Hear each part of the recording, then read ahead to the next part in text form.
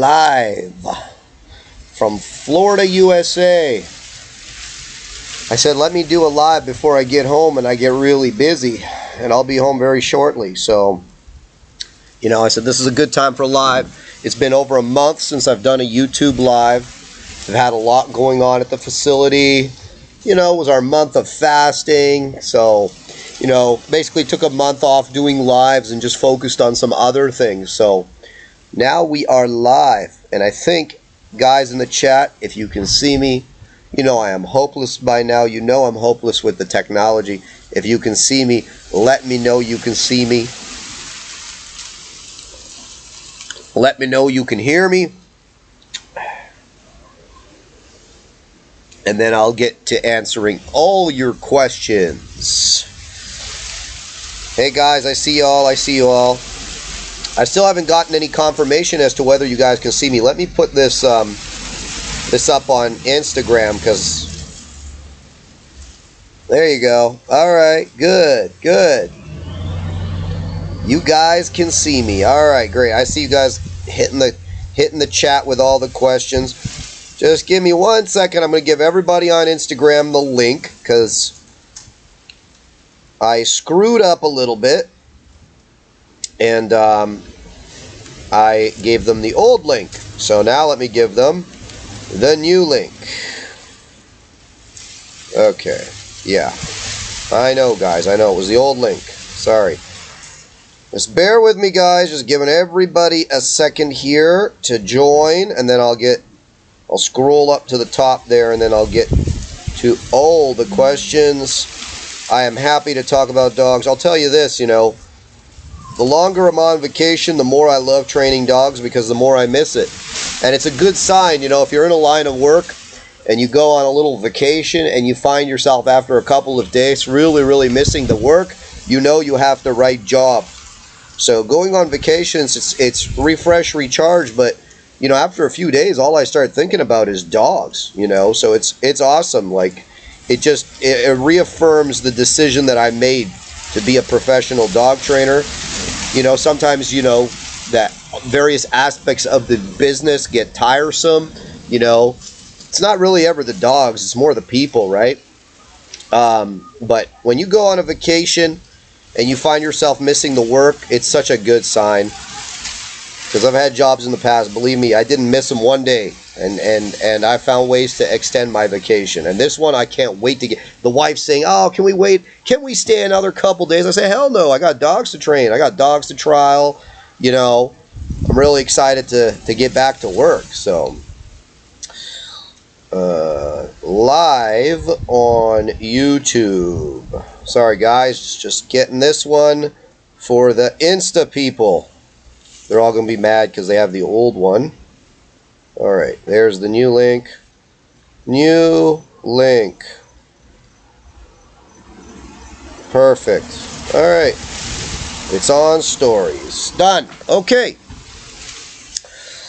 Alright, guys. Let me get on here and see what's going on. We'll go to the top of the chat. And then from the top of the chat, I'll get into everybody's comments and questions, and we'll do it like that. All right. So, scrolling back to the top, we got some funny people here. Earth to Has. Listen, I'm a good dog trainer. I don't think I'm a very good technologist. Okay, so you guys are gonna have to bear with my technological faux pas. You should see the new studio I have set up at my new facility. But, you know, if I ever get to use it. Because I'm a last minute kind of guy. I don't like planning anything. I'm like, you know, I feel like going live. So I go live. That's how I kind of work. Alright. Where's Macy Boy and Rock? So Rock is still with us. He is still available. Macy Boy has a home. He has a new handler. And hopefully once they're good friends with each other, he'll start bringing the dog around and we'll start training with the dog. You know, the big challenge with Mace, and for those of you who are wondering who Mace was the Dutch Shepherd that I had on my YouTube channel for a minute there. you know, and he was super nice Dutchie. But anyways, I sold him, and as I predicted, you know, the new owner, it took a while. It's taking a while for him to kind of get to the place where he's super safe with the dog, right? And it's not that the dog's nasty, it's just that that dog is not a dog that screws around. And, you know, if you go too fast with him or you try to take liberties with him, he might take a liberty with you. And that's never good for anybody. So he's taking his time, he's getting to know the dog, and then hopefully we'll start seeing him at the facility once everything's copacetic between the two of them, which I hope already is the case, but I'll check in with them when I get back. All right. Is it possible to do competition obedience with a working bred border collie? Of course. That's like the positive only trainer's dog of choice. Super compliant, drivey, soft dogs, very nice obedience dogs if you know what you're doing. E-collars just got banned in the UK. It comes in next year. What's the solution for us pet owners who needed that off-leash security without being caught? There are many solutions. So, you know, of course it depends on the dog, right? I'm gonna talk to you guys about how I would deal with an e-collar ban if I actually couldn't use an e-collar. I mean, bans are like anything. They've had pit bull bans for how long? Everybody's got a pit bull. Does it, like, who enforces that ban? You know what I mean? It's very, very easy these days to hide an e-collar. So let's talk about that first of all. You know, I swear Bart Bellon should what's the word? Finance me or something, because I'm going to shout out his system right now. Anybody who's living in a country where e-collars are banned, go buy yourself a Martin Systems e-collar. The thing is literally this thin, okay? It does not look like an e-collar. It's literally designed for people that live in European countries. That the e-collar is banned. You cannot tell that it's an e-collar. There's no big honking remote. It's got little finger kicks, little finger rings. You know, and you can do all your e-collar. I mean, they're expensive, but you can do all your e-collar training with e-collar that no one could possibly prove or know is an e-collar unless they went and physically took it off your dog. And so it's not an obvious e-collar. Your other option is there's another couple of low-profile e-collars. There's the Dogtra Arc, which is designed to fit under a flat collar. You can buy flat collars where the Dogtra Arc will fit underneath. It's an e-collar that's kind of shaped in a half semicircle there, so you can use that as well. And then you can just buy collar covers and stuff like that. So there's 100 ways that you can hide an e-collar and no one could really prove that you're using one. The other option is this, okay? If you've got a soft enough dog, or if you've got a dog who's fairly obedient, which most dogs are, I would fully train the dog primarily with a line and treats, and I would train that dog to recall. And I would put him in, once he's completed that training, I would put him in a really serious, like, high distraction situation with an e-collar on. And I would proof him a few times on the lowdown, right? I would proof him and make a big correction when he didn't come. Just proofing, guys. It means like when you've already trained something but you want to really make it super solid, then probably you only need to proof him every once in a while moving forward to keep that level of reliability. The dog will have a pretty reliable recall. You know, and then there are some dogs you just don't need an e-collar, to be honest with you. You can do it without an e-collar. You know, you could just use the old-fashioned way with a leash, a pinch collar, a leash, and a choke chain, and you go to the lighter and lighter lines, and you can do it like that. It really depends on the dog that you're dealing with. You know, but you know, e-collar for some dogs, of course, is a must, and for other dogs, you can go without it. But you know, for sure, it's a pain in the ass, and it's another step in the direction that we all know the world is going in, especially Europe. You know, and unfortunately, you know, the people that don't actually train dogs for a living and have no business talking about dog training, but have all the right letters behind their names, are the ones that are calling the shots. You have to understand, you know, even though we're a world that nowadays people are really realizing that, you know, accreditations don't hold nearly the same value that they used to hold, you know, 20, 30, even, you know, 40, 50 years ago. Whether it's a degree or, you know, some form of accreditation because you took some course, everybody's handing out these accreditations willy-nilly, but our society, we still have this instilled respect for accreditations. And the people that have managed to create systems that accreditize themselves you know, basically, oh, look, you've got a heartbeat. I've got a heartbeat. Oh, you want to train with hot dogs. I want to train with hot dogs. Oh, you can't really train dogs. Oh, neither can I. Let's create an organization, and we'll call it the APDTA or whatever like that. And then, you know, we'll have like a website for it and a governing body, and people will have to do this online course that also won't teach them how to train dogs and be just about as incapable of training dogs as we are, in order to join the APTDTA or whatever it is, right? And that's basically how these things function, so that when the politicians who don't know anything about dog training or you know, anything related to dog behavior, they'll just go and be like, all right, well, who's the governing body that oversees this? Who are the organizations that seem to have some credibility? And they just look and make decisions based on that, and then they go talk to the APDTA or whatever, who don't know how to train dogs, and who it's basically an entire organization comprised of people that can't train dogs, to save their own lives. And then they go and they talk to the vets, because of course we all know vets go to school for many years to learn how to train dogs, right? I mean, you know, I've never met a vet in my life that I would consider to be an excellent dog trainer, and if I did, I'm sure it had nothing to do with the vet school they attended. I don't know why we take their knowledge seriously about dog training. Like, they know nothing about dog training. But of course, these are the people with the accreditations that they go to. So what we need, you know, if there's any hope of kind of battling this kind of idiocy, is, you know, alternate organizations that have people with letters behind their name at the top of the heap. And, you know, I've been considering starting an accreditation organization. People always ask me, how do I become a dog trainer? I want to be accredited. I'm like, well, all the existing accreditations are useless, and they're given out by people who can't train dogs, so I don't know what the value of those accreditations are. I said, I know how to train dogs, and I know other people that know how to train dogs to very high levels. Maybe we all need to get together and form an organization that accredits dog trainers, because I know we wouldn't accredit just anybody. It wouldn't be the easiest to be accredited by us. You know, you would need more than a heartbeat and a profound love of hot dogs to get accredited by anything I'm involved in. So yeah, that's the situation, long and the short of it. You guys are in California, Texas, man. Everybody's from everywhere, from the UK. It's awesome that everybody gets on here. My Golden is 3 years old, off-leash trained, excellent recall. I'm very happy for you, my friend. Nothing better. Can I talk about how I discipline my dogs?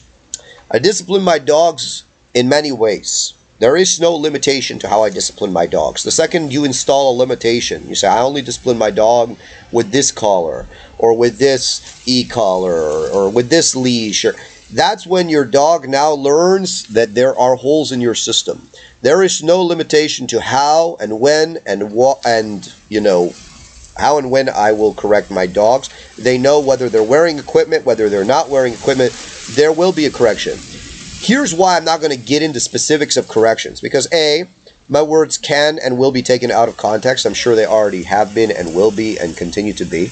In case you guys don't know, I'm a bit of a black sheep in the dog training you know, space, because I say things how they are and I don't sugarcoat things. So people tend to assume that I'm excessively brutal or something like this in the training, when in fact I'm actually very fair to the dogs in the training, and I always endeavor to be fair, but I refuse to sugarcoat anything that I do in order to make it more palatable to you, the viewer, to you, the consumer. The other thing is, I could tell you how I correct my dogs, or any one of the half dozen ways I correct my dogs. And you will not be able to do it, because it requires timing, and understanding of body language, and understanding of being able to read the dog in front of you, so on and so forth. So for people that aren't so good with all these things, I think that using tools to correct your dog is always the best way, and only in circumstances where it's clear. Here's a few key rules if you're going to correct your dog that make it a very good chance that your dog will understand. Number one, take a picture of the behavior, right? So if your dog does something bad, you need to mark that behavior. So for me, my marker that you did something bad is no, right? Pretty simple, right? Most people already use that one anyways. The second my dog does a bad thing, I'm going to take a picture of that behavior. No! And then I'm going to follow it up with a correction, all right? 9 times out of 10, it is a physical correction because that's the language of dog, and I speak their language. I don't speak the positive-only ideologues' languages, and my dogs greatly appreciate that, which is why they're able to do all the wonderful things you see them do in all the videos that you see them doing things in. So take a picture of the behavior and then follow it up with a meaningful correction that is meaningful for the dog in front of you. I don't care what you thought a correction is. Your dog will tell you if you corrected him. If he shows that, hey, that thing you just did to me was unpleasant, I didn't like it, then that's a pretty good chance that you corrected the dog. If it rolls off of him like a Terminator taking a bullet, you did not correct your dog regardless of what your intent was. So those are a couple of key rules behind correcting your dog. Any chance of making a video about how to correctly warm up, cool down a dog for intense exercise? You know, it's funny you mentioned that. My dog Gage, guys, I don't know if we're going to have a trial season this year. We have a trial scheduled, I think, May 14th. Grand River Schützen Club. Before my little vacation here, I went out to the Grand River Schützen Club to practice because it's super important that you get on the field you're trialing on, if at all possible, in order to practice, especially with a dog like Gage. I went on there and we started training. All of a sudden, he started squawking, and I could tell he was slow. He wasn't moving right. And lo and behold, he comes up lame in his right rear leg. Of course, it's the first time in his life he's ever been lame. And, of course, it's right leading up to a trial. So when I get home now, I'm going to pull him out. He's been on crate rest the entire time, and I'm going to pray to God that he is healed up. And if he's healed up, then I'm going to be very careful warming him up and stretching him before we get into the high-intensity stuff. Because Gage goes from 0 to 100 real quick, as you guys, I'm sure, have seen in the videos.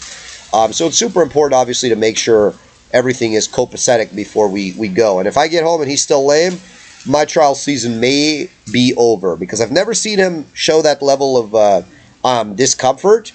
And, so I have to be super careful when I get back, even if he's not showing that discomfort, that I don't re-aggravate whatever injury he did have. Because we're now coming into a time when I want to do, my IGP2. I want to do my 3 at regionals. I want to do nationals. And these are all in a few months, the next few months, all these trials are happening. And if my dog is lame, then we're going to be sitting out this entire season, which is going to be very unpleasant for me. I do want to give a shout out to one of my training friends, Carson. You guys know Carson trains with me with his dog Vasco. Today they earned their IGP1 with a score of 267. Not too shabby. Really, really awesome. Really happy for him. That was not an easy dog to get to that place. I know. We were all kind of banging our heads against the wall sometimes with different things, but you know what? He got him across that finish line. He got his IGP1, and I think he's going to be going for his IGP2 same time as me. We'll see. So really, really happy for Carson. As somebody that not only just trains myself, but when I train with others, I'm very, very happy for success of my teammates, because, it's one thing to be able to train your own dogs. It's another thing to be able to help other people kind of get across that line too. Let's see what else we got here. I want to start my own dog training company for family protection dogs. Will I be able to use mutts because I feel they don't get enough love and nurture over nature? Thank you. I don't even know what you just said, my friend. You better know your business before you get into it. Yeah, I'm not even going to get into that. All right. What do I do when my juvenile dog challenges me? I correct him. Man, thank you for your book. As an amateur trainer, I think is great for beginners and also for advanced trainers. Yes, I appreciate that, my friend. I'm glad that you liked it. Can you outline the normal work demand of a Malinois? I'd assume they need to be occupied by an activity for at least 6 hours a day. No, that's not true. I have lived with Malinois, actually, before I had a kennel, and I lived in a townhouse. I had 2 Malinois that lived with me full-time. They were high-drive dogs, and I walked them twice a day for half an hour, and I trained with them during that time. This idea that you have to, exercise the crap out of your dog every day in order for him to behave is absolute nonsense. It is perpetuated by people that don't know how to actually train dogs. when you actually train a dog and you create like structure in his head and some impulse control, and then you take him out on a half-an-hour walk and you ask him to exercise that structure and that impulse control, as well as, of course, giving him freedom as well to do things that a dog shouldn't do, like run loose and run around and smell the, other dogs' pee and whatever it is, then your dog will be very tired by the end of that half-an-hour walk, versus the crazy dog that you let pull on the leash for 3 hours, or the dog that you're trying to jog him to death every day because he's just being crazy in the house. All of this stuff is fixable with just structure, discipline, and good dog training, both on the walk and in the house. You need to have a plan. You need to have a system to follow. My book, the cheapest option, guys, real no-nonsense dog training. That's the name of the book. You can buy it on Amazon. You can buy it off my website, shieldk9.ca. Check it out. What's your opinion of a Dutch Shepherd Pit cross? There's no opinion on any cross, guys. The second you make mutts, it's a crapshoot. What's a pit? What's a Dutch? Those can range anywhere from excellent dogs to terrible dogs. It doesn't mean anything. It doesn't, these kinds of questions mean nothing. It's like saying, what kind of person would you get if you mixed a white person and a black person? Like, who knows? Could be an awesome person, could be a superstar athlete, or it could be another shitbag, right? Like, these are the kinds of questions, that you're going to get from that. This is the kind of response you're going to get. Tell me your opinion on the Ecollar method. The Ecollar method is old school dog training. Some of it works. Some of it, there's much better ways to do things. I'd like to think of my new book, No Nonsense Dog Training, as a more advanced Ecollar method. A Ecollar method with the necessary updates, if you will. Tips on gaining respect from your dog. Train your dog. Create functional obedience with your dog, which is respect, right? Because the dog learns he must come when he's called. He must lie down when you tell him to lie down. He can't just go and do everything and just give in to every impulse that he has and just kind of freewheel through life. He learns to take direction from you. This is the number one way that you gain respect from your dog. Develop a structured play relationship with your dog. Things like this. Some clients don't like the correction and praise philosophy. No problem. Then they're not the clients for me. I always say whenever I never try to convince clients to train my way. Ever, ever, ever. Right? Like, clients need to find you. You shouldn't be finding clients, if you know what I mean, guys. Right? Like, if you don't like the way I train, then go to PetSmart. Go do the hot dogs. Then come back when it doesn't work. We don't pressure people. We don't demand that they do anything the way we want. If you don't want to train my way, hit the highway, my friend. Go train somewhere else, and then when that doesn't work and you don't get the results that you wanted, you're free to come back and we'll help you and we'll fix all the problems. Don't worry, right? That's what we have to do.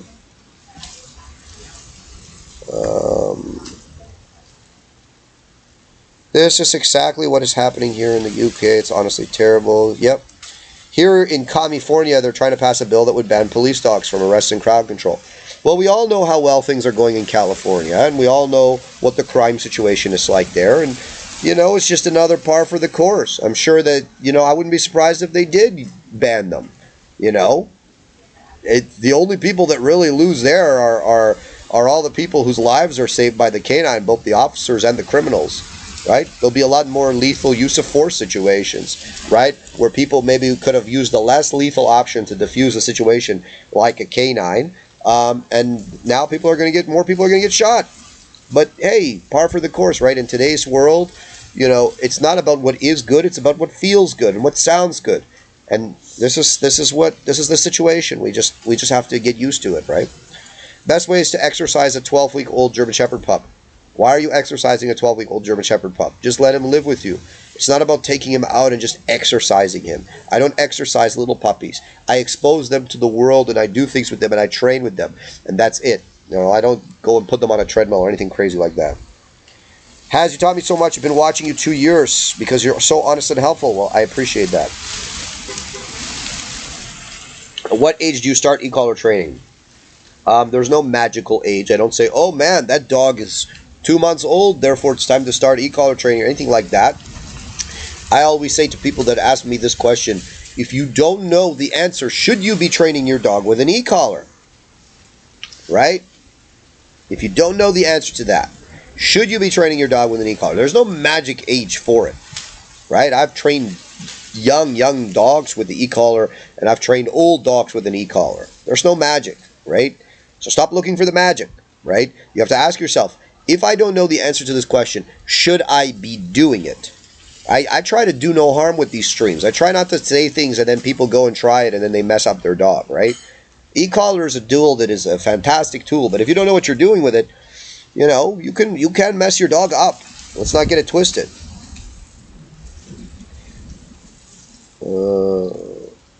Totally agree with you. The e-collar and your training have been a godsend for my German Shepherd. The fact they're trying to rip this away is becoming infuriating. I'm going to tell you this, guys. I was at a pet expo in Toronto. It's a pretty big pet expo. There were thousands of dogs went through those doors in the last couple days that it was running. I want to tell you this about that pet expo. Something that really surprised me about that expo was the amount of prong collars, e-collars I saw in that expo was it was unbelievable to me. I've never seen that many people using tools. So you have to understand, don't get it twisted. The positive only ideologues, the losers like Zach, George, and Victoria Still, all these crazy people, they feel dog owners slipping through their fingers. I mean, this is the day of modern technology where there's videos and all these people keep posting their videos of their dogs off leash, you know, listening to them, and you know, that really speaks to a lot of people. You could say all you want about science and you know, the studies and all this nonsense that they use, all this gaslighting that they use, but at the end of the day, when a guy like me, you know, when a guy like somebody else goes and posts, you know, videos of multiple dogs trained off leash, multiple dogs with behavioral problems that have been resolved within like a very short period of time, multiple dogs, you know, completely functionally obedient under heavy distraction, it just blows it all out of the water.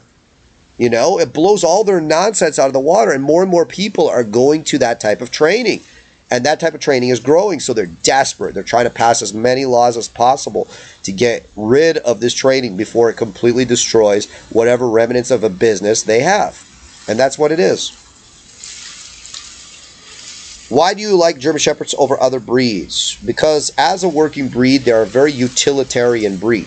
They can do anything. They can be a family dog. They can be a guard dog. They can be a police dog. They can be a sport dog. Of course, you have to have the right dog for those specific purposes. But within the breed, you can find individuals that fit all those categories, and sometimes more than one category, which is why I like the German Shepherd.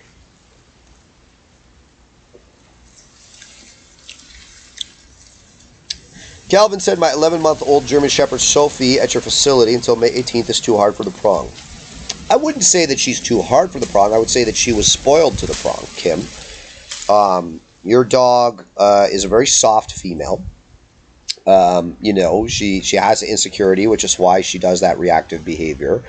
But, you know, she'd been desensitized a ton to that pinch collar, so it was not helping you at all, right? So, you know, we just switched it up on her, and we're using tools and a system of communication now with her that are very understanding for her.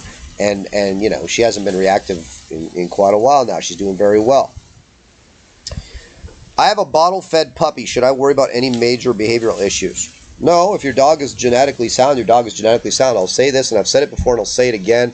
This idea that there's like this magic age that if the mother doesn't raise the puppies, therefore the puppies are going to be all messed up. It's not true. I've had a couple of puppies I've had to take from their mothers early and basically were completely human raised. These actually were the most social puppies I ever had, right? And if you think about it with any degree of logic, it kind of makes sense, right? And these puppies were super social puppies. So no, it doesn't have any effect. You can take a puppy from like day one and bottle feed it and raise it. It won't matter. As long as it's got good genetics. If it doesn't have good genetics, then oh well, you know, then you're going to be screwed either way. Why do you think females are less prolific in the sport? Why do people prefer females? Nobody prefers females in the sport. Well, I shouldn't say that, but most people don't, because they're softer, because they have a heat cycle, because if you have a really good female, you probably want a breeder instead of, waste time training her on the sport field. Females and males are different. Yeah, if you have a fantastic, that rare female that's on the same level as the males, it's great. But most females are not anywhere close to the males. Testosterone makes a difference.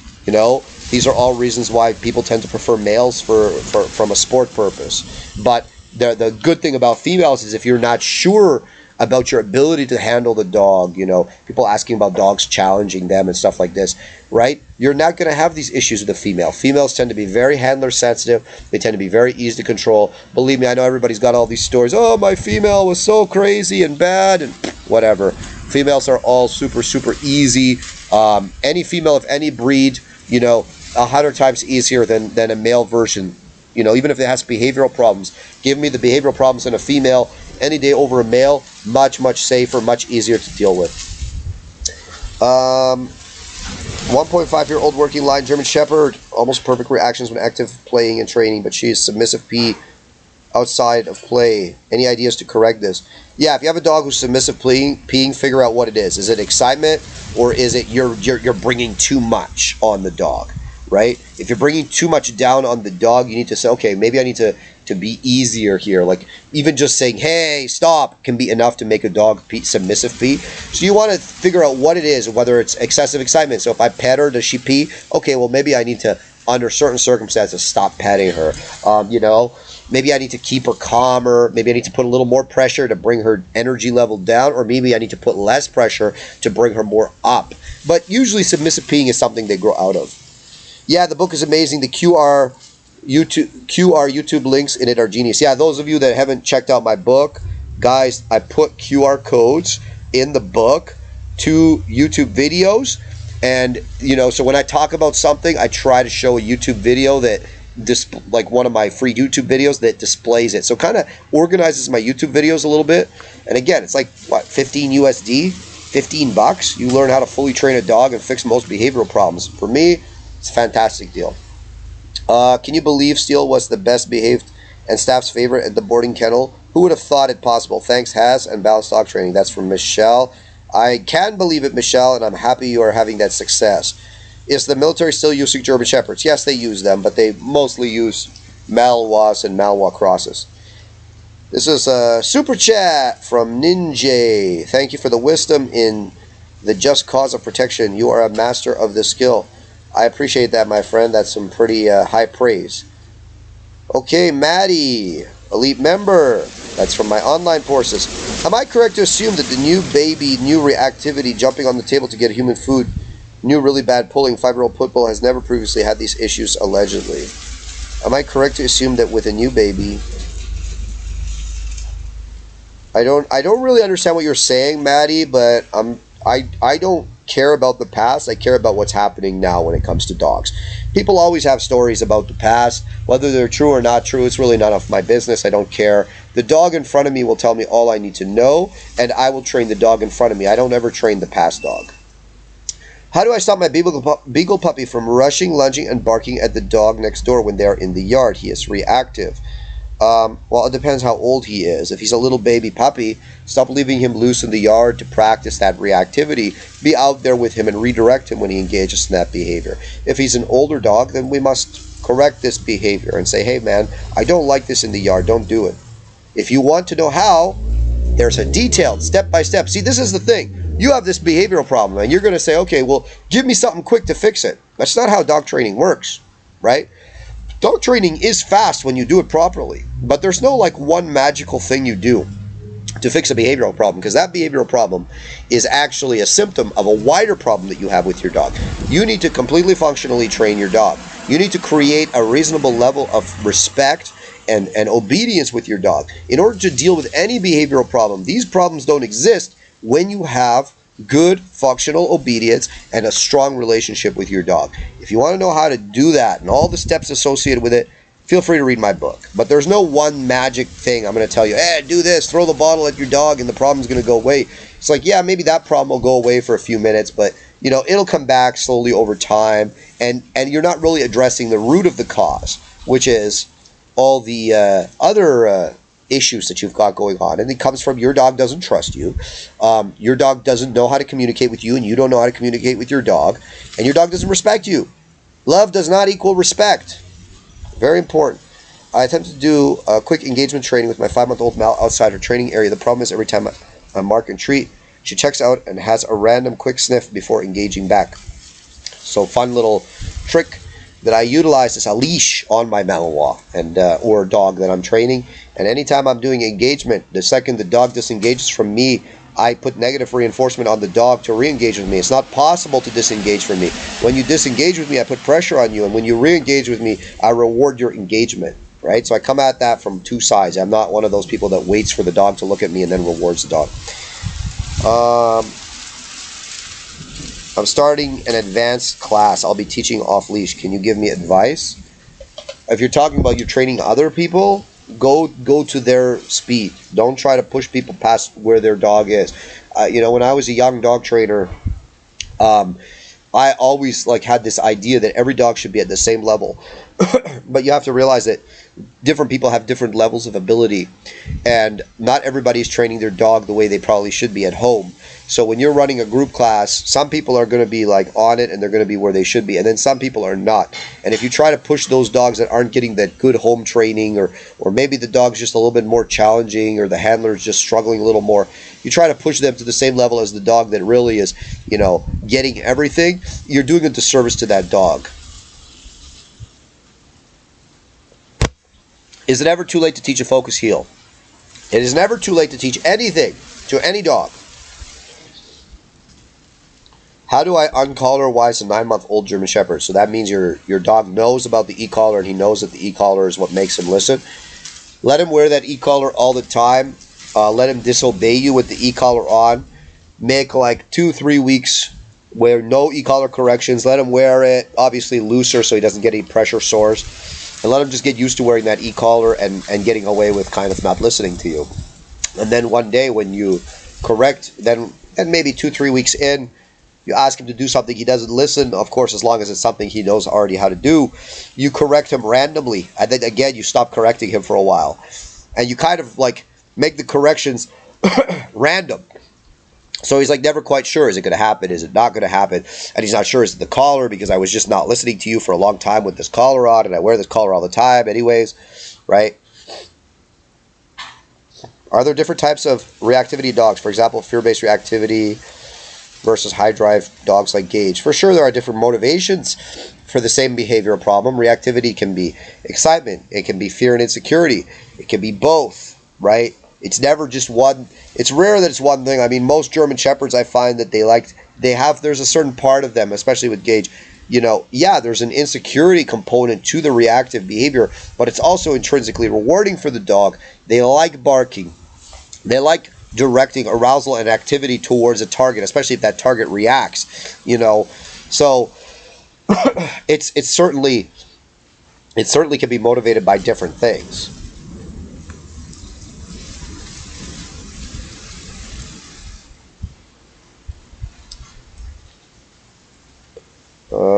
The best thing of Zach George declaring war on training tools is how many new trainers I found that use them becoming more visible so I could learn from them. LOL.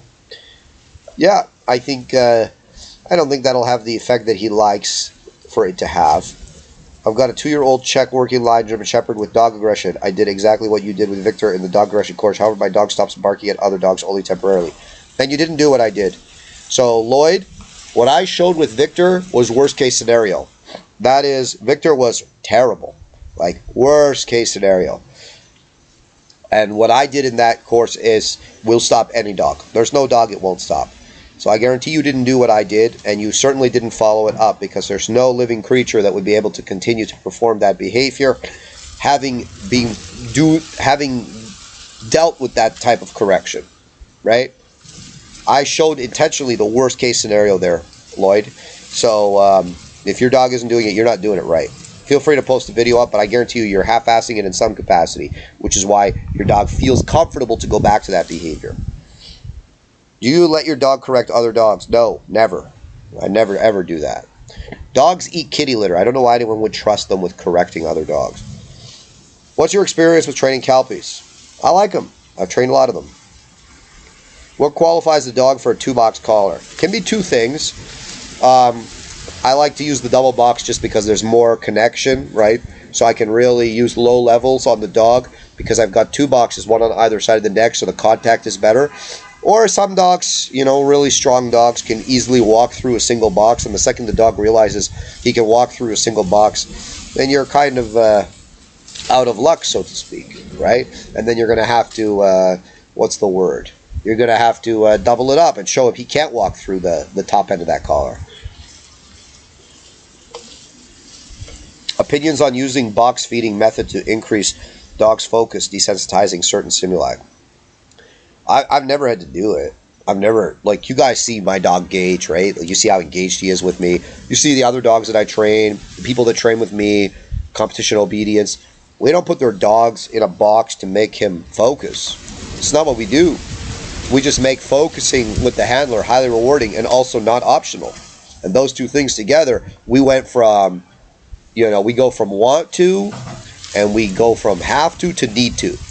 And that need to place is the best place.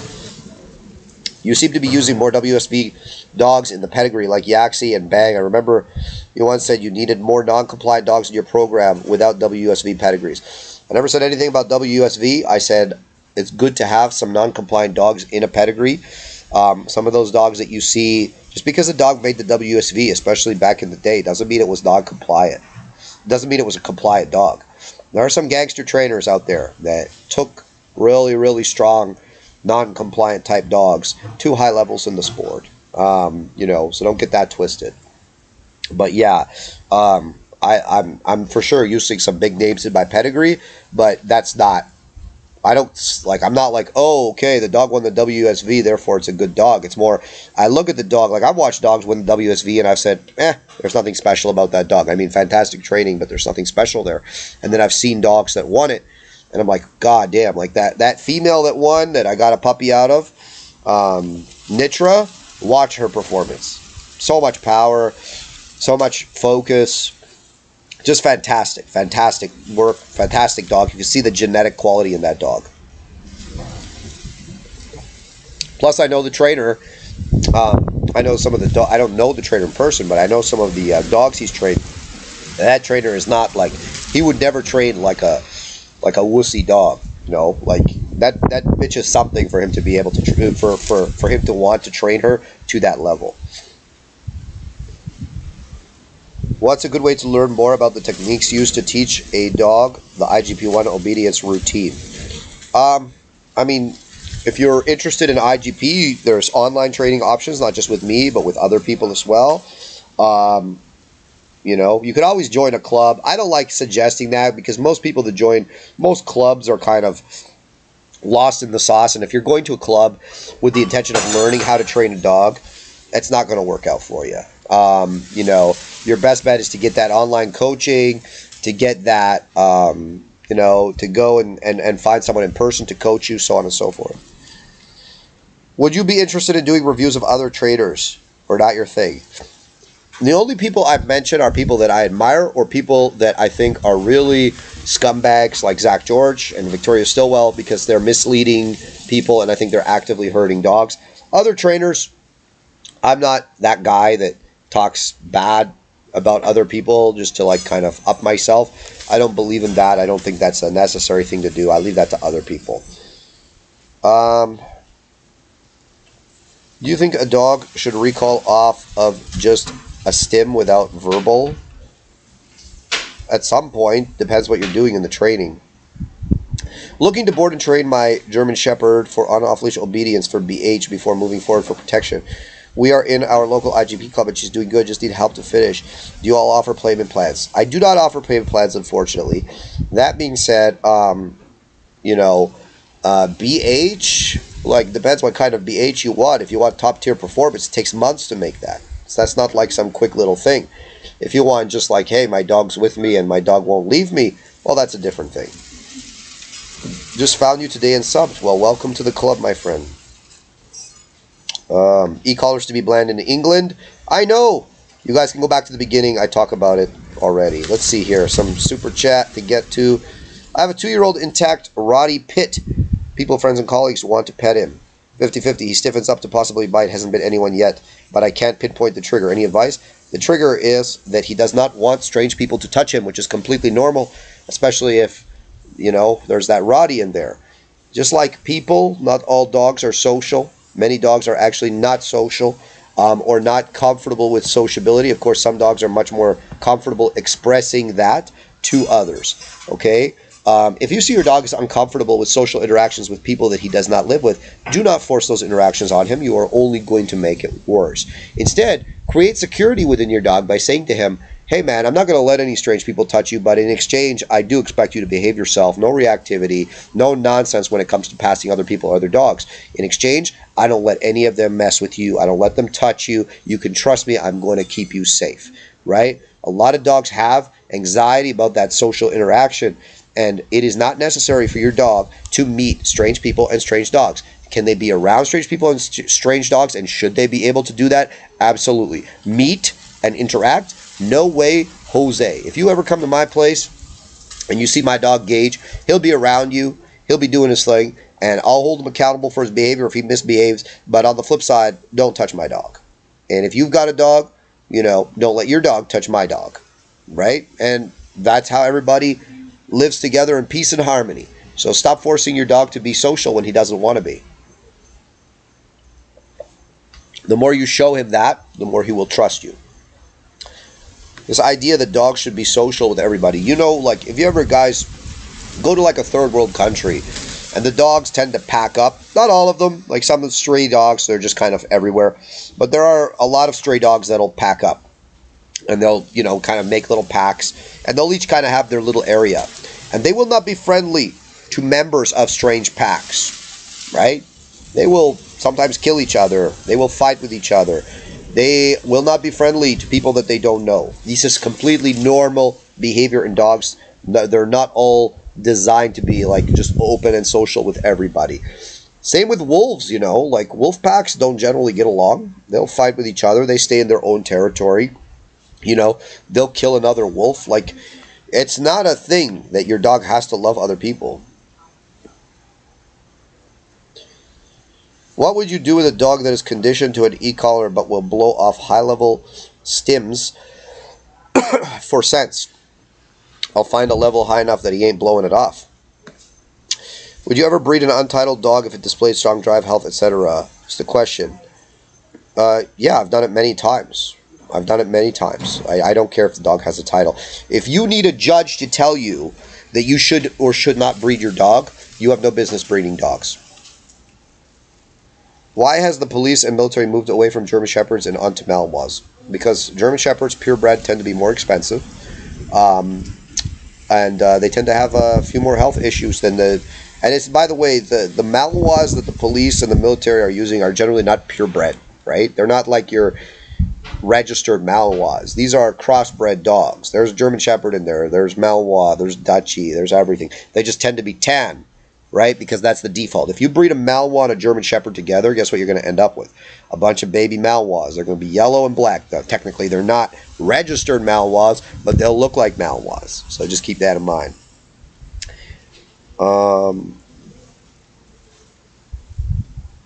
Let me see here. Would you ever breed an Okay, sorry, I already read that one. How's my fish, Maddie? They are great. They are great. I got to move them into my new office. Thanks, Haz. I seriously admire your ways in dog training. Straightforward, no fuss. Thank you. What motivated you to get into dog training in the first place? It was a hobby. It was a hobby. And, you know, eventually I was like, you know, I have an entrepreneurial spirit. I said, you know, I do this so much. Maybe I should make a little money doing it. And then it just blew up.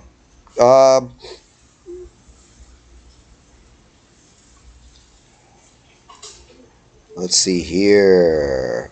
Kim, it's quite possible that your other dog did make her reactive. I've certainly seen that where older dogs teach young dogs to be reactive. Is Gage's collar from Tactipup? No, Gage's collar, I got it from... I mean, the guy doesn't sponsor me or anything. I pay full price for his stuff. What's his name? He's down in Texas. Kirby Canine. That's where I got it from. Kirby Canine. Hey, if you buy something from him, tell him I sent you. It's good to know where he should know where the business is coming from.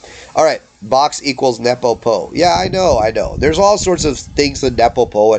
Look, my training program has actually things that I have taken from Nepo Po. But Nepo Po, here's my thing with Nepo Po. Talk about a certification process. They've got a whole certification process going there, and there's a lot of people running around with Nepo Po certifications that, in my opinion, aren't particularly good dog trainers. The originator of Nepo Po, Bart Bellon, is, without a doubt, fantastic dog trainer. But moving right along, with Nepo Po tends to be a little bit too in love with, what's the word? Gadgets. They love their gadgets. If you can use a box and some little gadget to make a behavior, that they will happily use a gadget. It's like, I don't need gadgets to make a lot of these behaviors. It's not necessary.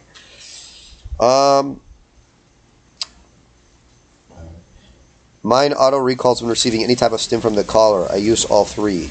That's no problem. What do you think of people taking bites from their own dogs when teaching bite work? If you know what you're doing, it's okay. Most people that ask that question, though, do not know what they're doing and have no business taking a bite from their own dog. Let me see here. What do you think of... Sorry, guys, I already read that. Do you take training from other trainers and use it in your training? Every trainer in the world takes training from other trainers and uses it in their training. That's literally how we all learned how to train dogs. There's nobody that was locked in a dungeon and came up with how to train dogs all by themselves.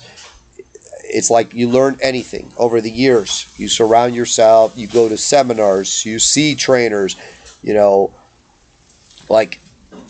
can come across, for sure, I've made up stuff on my own that nobody told me, but then I've seen somebody else years later doing the same thing. They came to the same conclusion.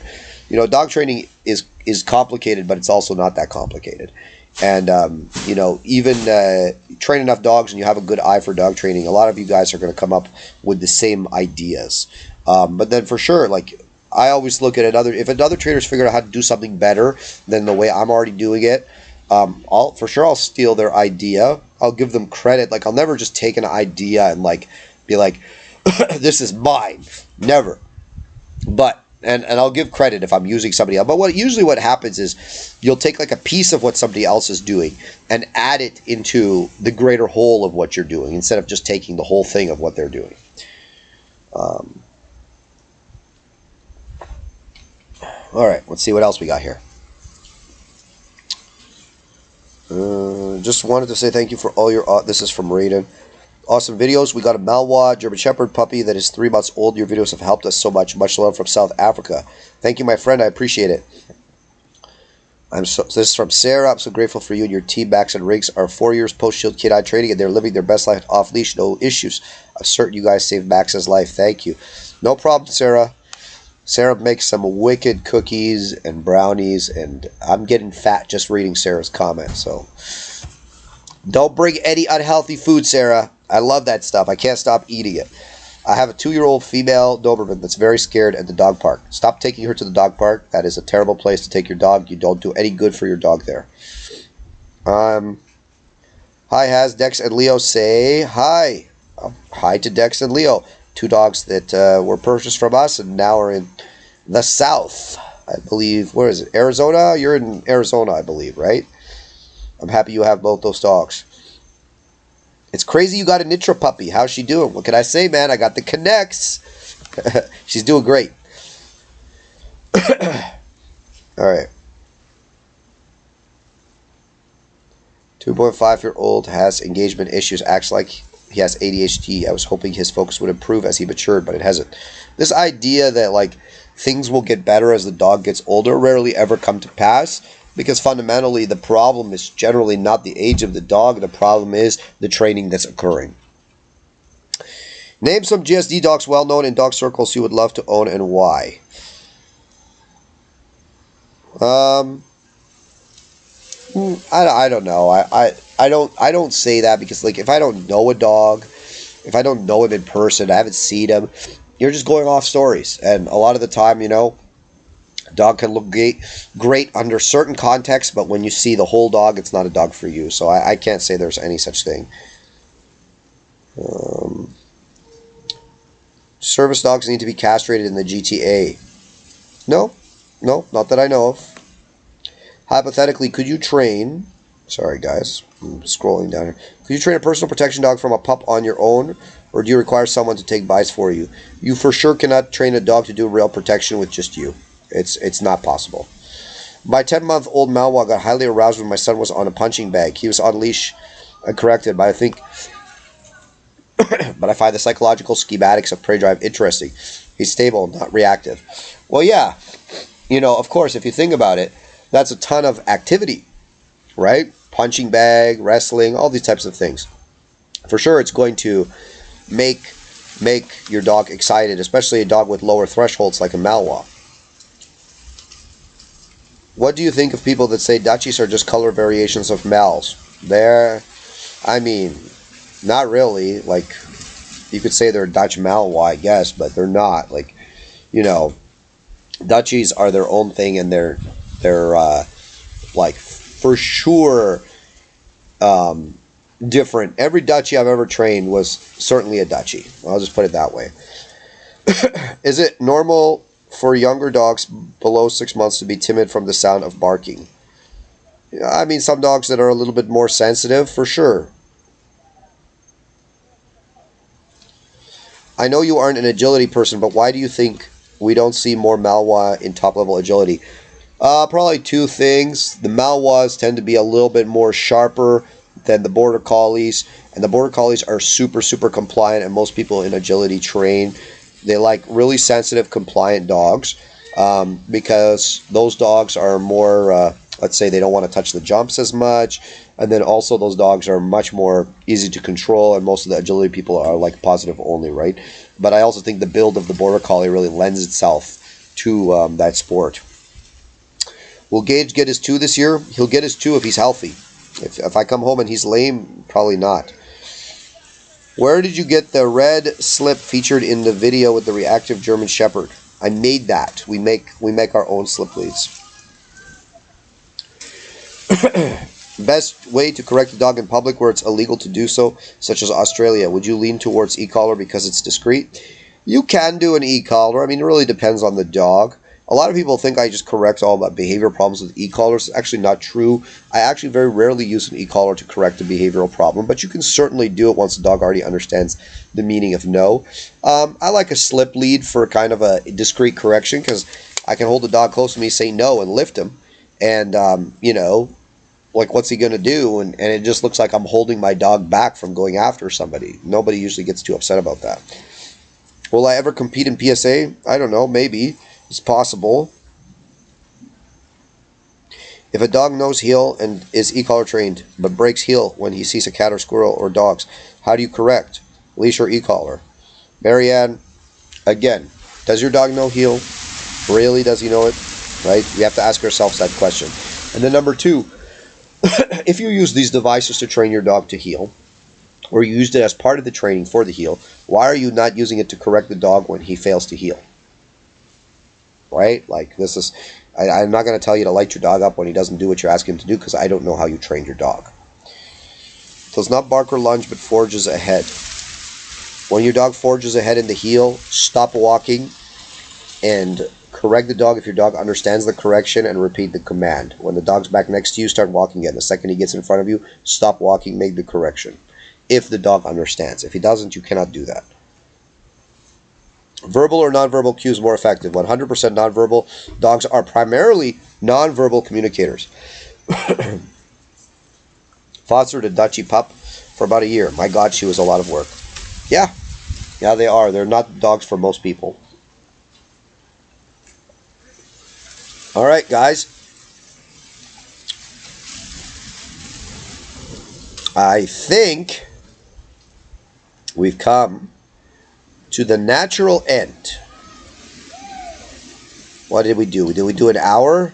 If anybody has something interesting to ask me, is there a major difference when using wing contacts on the e-collar? Absolutely. If you have a dog who has long hair, wing contacts are the best way to make contact. What is my favorite characteristic in a dog? Courage and stability. That is my favorite. Can you explain cues in sport training? Pros and cons. That doesn't make sense, Maria. Cues are simply things that tell a dog to do something, whether it's a nonverbal or a verbal cue. There's no pros and cons. They just simply are. Do you use metal wire slip lead collars for correction? Yeah, you can, and I have. It depends on the dog. Seminar in the USA is needed. Oh, that reminds me. I will be in the USA. I am having a seminar in Ocala, Florida, Labor Day weekend, September 2nd and 3rd. It's going to be a behavior modification and obedience seminar at the World Equestrian Center. You can email us if you're interested in getting on that seminar list. The World Equestrian Center, for those of you that don't know, is a really fantastic venue, nice hotel, nice training area. So it's going to be a lot of fun. Has Gage ever taken a live bite? No, never. Okay, guys. So I think we covered everything. Oh, ShieldCanineOnline.com if you want nice online training courses for just about everything that you might be having problems with your dog. Puppy training, protection training, sport training, off-leash obedience training, so on and so forth. Sorry, guys. Okay, awesome. When will you come to Los Angeles, California? I don't know. If somebody hosts me out there and it's worth my time to come, I will come. I have this thick winter glove that my dog loves to bite. I reinforced. I never let dogs bite me as a reward. That's not something I do. Alright, guys. Thank you for watching.